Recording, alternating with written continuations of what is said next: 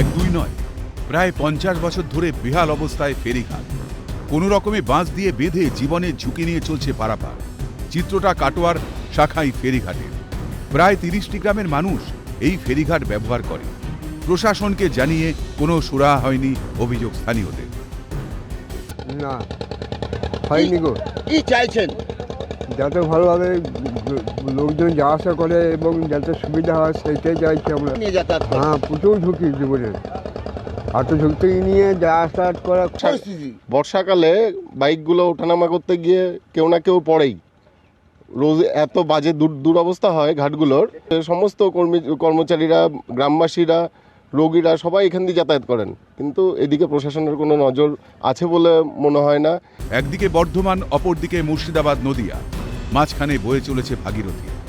বর্ষায় ফুলে ফেঁপে ওঠে নদীর জল, ফলে সমস্যায় পড়ে স্কুল পড়ুয়া থেকে নিত্যযাত্রীরা। এমনকি অনেক দুর্ঘটনাও ঘটেছে বলে দাবি স্থানীয়দের।